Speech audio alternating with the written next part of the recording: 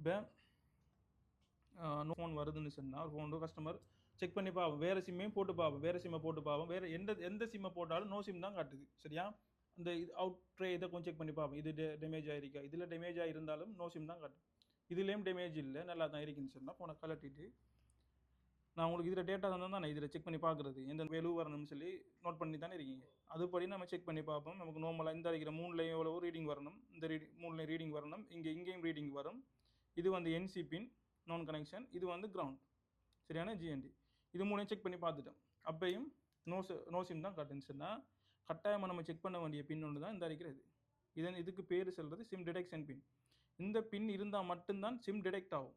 இப்போ நம்ம என்ன தான் செக் பண்ணி போட்டு இந்த கனெக்ஷன் இது வந்து கட்டாயி இது இல்லாமல் டேமேஜாக இருந்துக்கின்னு சொன்னால் நம்ம எத்தனை சிம்மை போட்டாலும் தான் எத்தனை ட்ரேயை போட்டாலும் தான் சிம் காட்ட மாட்டேன். ஏன்னு சொன்னால் இந்த லைன் இருந்தால் மட்டும்தான் சிபியூக்கு தெரியும் நம்ம இவங்க சிம் சிம் போட்டிருக்காங்க, சிம் போடலைன்னு சொல்லி தெரியும். சரியா? இது இப்படி வேலை செய்யணும் சொன்னால் பாருங்கள், இது இந்த இதுதானே இந்த இது தான், இது ஒரு சிம்பிள் மெக்கானிசம் தான். இந்த பாருங்கள், இந்த அறிகிறது இது கிரவுண்டு தான் அந்த அறிகிறது. இது பாருங்கள், இந்த கிரவுண்டோடையே இந்த பாருங்கள் இது கனெக்ட் ஆகிருங்க. பாருங்கள், இதோட நான் கனெக்ட் ஆகிருக்கேன். இது கிரவுண்ட்.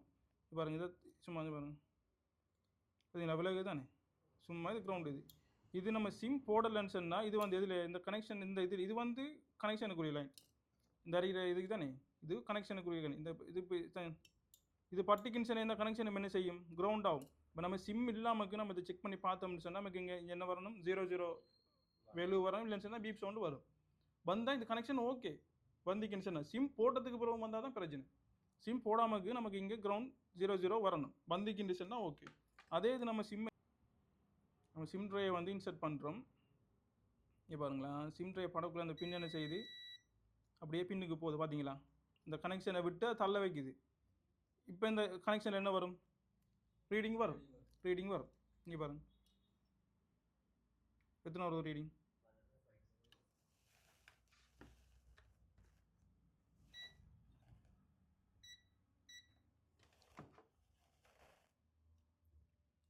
எத்தனை வருது ரீடிங்.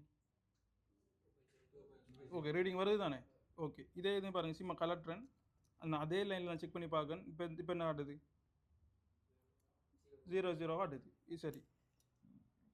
இப்போ இதே நான் சிம்மை அடித்ததுக்கு பிறகும் இந்த லைனில் 00 காட்டினீங்கன்னா சிம் வேலை செய்யுமா, வேலை செய்யாது. இந்த லைன் ஷார்ட்டில் இருக்கும், இது லீக்கேஜ் மாதிரி இருக்கும். இப்போ நம்ம இதை சிம்மை போட்டுட்டு ஃபோனை ஒன் கண்டிஷனில் செக் பண்ணி பார்த்தோம்னு சொன்னால் இங்கே ஒரு 1.8 வோல்டேஜ் வரும். சரியா? அந்த 1.8 வோல்டேஜ் வந்தால் மட்டும்தான் சிபியூக்கு தெரியும் சிம் இன்சர்ட் பண்ணியிருக்காங்கன்னு சொல்லி. அந்த 1.8 நம்ம சிம் ட்ரே கலட்டினோம்னு சொன்னால் அது என்ன செய்யும், கிரவுண்ட் ஆகிடும். கிரவுண்ட் ஆகின 1.8 வோல்டேஜ் வருமா, வராது. அந்த வோல்டேஜ் வந்து ஸ்டாப் ஆகிடும். அப்போ சிபியூக்கு தெரியும் சிம்மை ரிமூவ் பண்ணிட்டாங்க, நோ சிம்னு சொல்லி காட்டும்.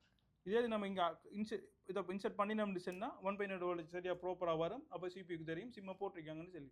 இவ்வளவும் தான். இது சும்மா சிம்பிள் மெக்கானிசம். இப்போ நம்ம இதெல்லாம் செக் பண்ணி தெரிஞ்சுட்டு இதை செக் பண்ணாமல் கூட்டோம்னு சொன்னால் நம்ம என்ன செஞ்ச வேலை இல்லை, வேலையே செய்ய மாட்டேன், இன்சர்ஜி மட்டும் தான் காட்டும். சரியா?